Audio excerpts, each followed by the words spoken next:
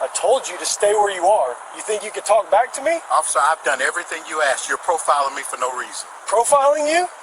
You think you're special or something? No, officer, but I am the district attorney of Fulton County, and I suggest you calm down. Before we get started, tell me where you're watching from. And don't forget to like, subscribe, and share this story, because what you're about to hear will get your heart racing. It's a bright afternoon in downtown Atlanta. The traffic is crawling. Horns are echoing through the streets. And on the corner of Pine and Westbrook, a routine stop is about to become something that shakes the entire police department. The story you're about to hear comes from an officer's body cam. And by the time we reach the end, you'll understand why people are still talking about it. Jerome Blake wasn't the kind of man who liked attention. At 38, he had mastered the art of staying quiet, not out of fear but out of wisdom. He knew that in a world where perception often mattered more than truth, calmness was its own kind of power. That Tuesday, Jerome was driving home in his silver Ford Explorer, wearing a gray hoodie, dark jeans, and worn-out sneakers. He'd just finished a peaceful lunch with his teenage son, Marcus, and was now heading to his next meeting downtown.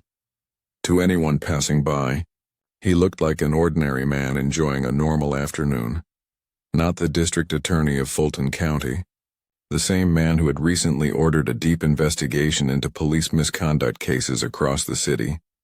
A few blocks away, Officer Bradley Keane sat slouched in his patrol car, bored, frustrated, and bitter. He was a tall, broad man with a temper that could spark easily. His dashboard was piled with empty coffee cups and old tickets. When Jerome's SUV passed by, Keane squinted. A black man. An expensive car. In the wrong neighborhood. And that's when everything began. To Officer Keane, that was all the probable cause he needed. With a flick of a switch, his patrol car lights came alive. Jerome noticed the red and blue flash in his rearview mirror. Without hesitation, he pulled over calmly, rolled down his window, and rested both hands on the steering wheel. "Good afternoon, officer," he said politely. But Keane wasn't in the mood for manners. He walked up with the swagger of a man who thought authority made him untouchable. "License and registration," he barked. "Step out of the vehicle." Jerome's brow creased slightly. "Is there a reason for the stop?" Keane leaned closer, eyes narrowing like a predator sizing up its prey. "You fit the description," he said. "We got a report about a stolen SUV that looks just like this one." Jerome blinked slowly. "A stolen car?" "That's right," Keane replied sharply. "Until I confirm who you are, keep your hands where I can see them."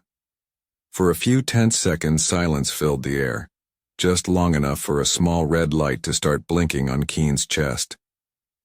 His body cam had just switched on. Inside Jerome's car, his phone buzzed. A text lit up on the screen. "Meeting in 20 minutes with the mayor, don't be late." Jerome let out a quiet chuckle, shaking his head. Under his breath, he muttered, "You really have no idea who you're talking to, do you?" "What was that?" Keane snapped. "Nothing," Jerome said evenly, handing over his license. Keane barely glanced at it before tossing it toward his partner. "Run it," he ordered impatiently. His partner, Officer Mills, caught the card, looked down when his eyes widened. Brad," he said nervously, "you might want to look at this." But Keane didn't listen. He was too busy playing the part of a tough cop, too busy assuming, too busy talking down. And he was seconds away from the biggest embarrassment of his career. The street around them buzzed with traffic. Pedestrians slowed down to watch as Officer Keane stood by Jerome's SUV, puffing out his chest like a man proving a point. Beside him, Officer Mills shifted uncomfortably, still clutching the license that could change everything. "Brad, I think you should really look at the name on this," Officer Mills said again, his voice low but urgent. Keane didn't even glance his way. "I said run it," he barked. "Don't make me repeat myself." Jerome sat quietly, eyes fixed on the road ahead.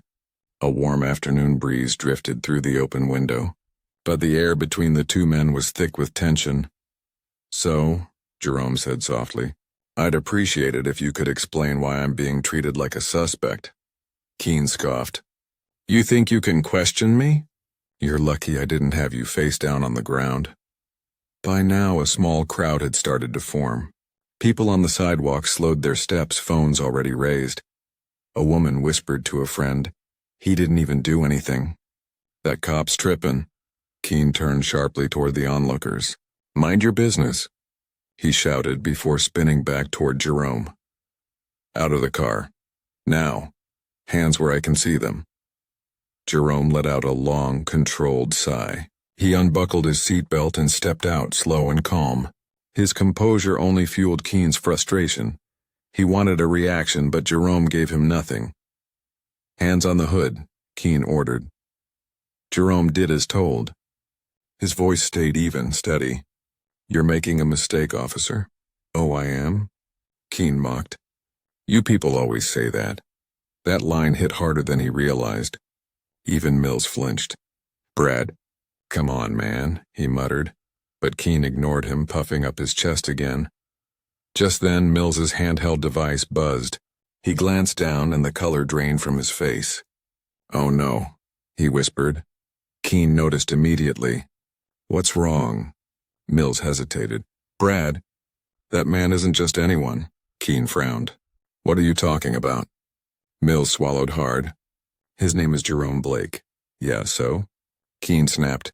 Mills looked up, voice barely steady. "He's the district attorney. Our boss's boss." Keane blinked, confused, the words sinking in too slowly. "The what?" Before Mills could answer, Jerome turned around, calm, unshaken, and looking Keane straight in the eyes. "Now you know," he said quietly. Keane's face went pale. But by then, his body cam was already rolling, and what happened next would soon explode across the internet. The video begins with sunlight glinting off the SUV's hood. Officer Keane stands rigid, one hand hovering near his holster. Across from him, Jerome Blake faces him calmly, hands visible, expression steady, timestamp 3:42 p.m. Location, Pine and Westbrook Street. Atlanta. Keane's voice is heard first, sharp, impatient. "Loud, Keane. I told you to stay where you are." Jerome, "Officer, I haven't resisted. I've done everything you asked." Keane, "Then stop talking back." Jerome, "I will not stay silent while being profiled." The camera shakes slightly as Keane steps closer, his voice rising, defensive. Keane, "You think you're special or something?" Jerome, "No, officer. But I'm the district attorney of Fulton County, and I suggest you calm down before you make this worse for yourself." A heavy silence follows. Even the background noise of traffic seems to fade. Then in a faint whisper, Mills is heard. "Mills. Brad. It's true. He's the DA. His photo just popped up on the screen." Keane stammers, caught off guard. Keane, "Wait, what?" Jerome remains unshaken. Jerome, "Now, officer, I'll ask once more. Return my license, step back, and turn off your lights." Keane swallows hard. Keane, I didn't know." Jerome, "You didn't ask. You assumed?" Gasps ripple through the crowd. Some people begin to clap. A man's voice cuts through the noise. "That's composure right there." Jerome's tone stays calm but resolute. Jerome, "Your words, your tone, and all of it is on record, and I'll personally make sure this department remembers what respect looks like." The clip ends with Officer Keane lowering his head in silence as Jerome turns and walks back to his car. Calm, composed, dignified. Within hours, the footage leaks online. Someone from the crowd had recorded part of the exchange and uploaded it with the caption, "Cop profiles innocent man. Didn't know he was the DA." By that evening, the video had crossed 1 million views, and the entire city of Atlanta was watching. News outlets lit up with headlines. The story was everywhere. The mayor called for an internal investigation, and inside the Atlanta Police Department, tension was thick enough to cut through. At the station, Officer Bradley Keane sat silently at his desk, his badge turned upside down. Mills kept his eyes on the floor. The chief stormed in, slamming a printed report onto the table. "You humiliated this department," he shouted. "The DA called me personally." "You're lucky he didn't press charges," Keane muttered. I didn't know who he was." "That's exactly the problem," the chief snapped. "You shouldn't have to know someone's title to treat them with respect." That night in his quiet office, Jerome Blake reviewed the incident report. The room was still, the only sound coming from the faint hum of the city outside his window. His assistant Dana walked in with a soft, uneasy smile. "Social media's calling you the calm DA," she said lightly. Jerome chuckled. "Could be worse." Dana hesitated. "Will you have him fired?" Jerome leaned back, thoughtful. "No, but he'll learn the right way." 2 weeks later, Officer Bradley Keane was summoned to a disciplinary hearing. Not a quiet, hidden meeting.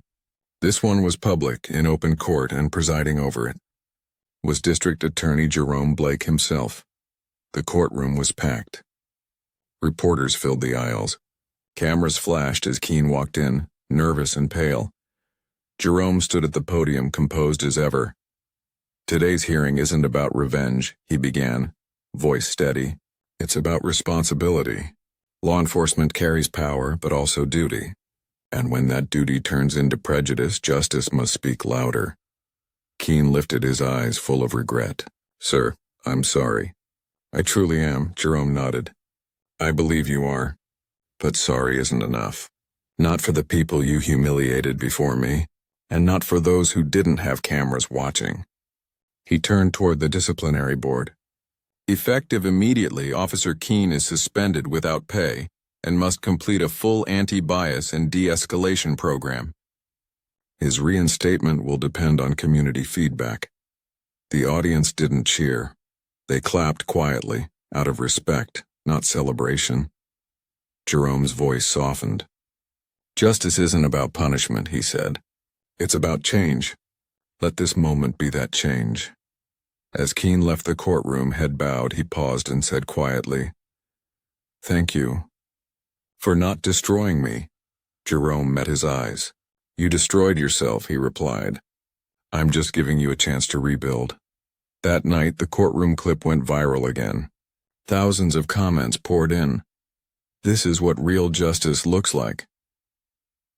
Power with humility. That's leadership. Instant karma never looked this professional. Across the nation, one message echoed louder than the rest. Respect should never depend on recognition.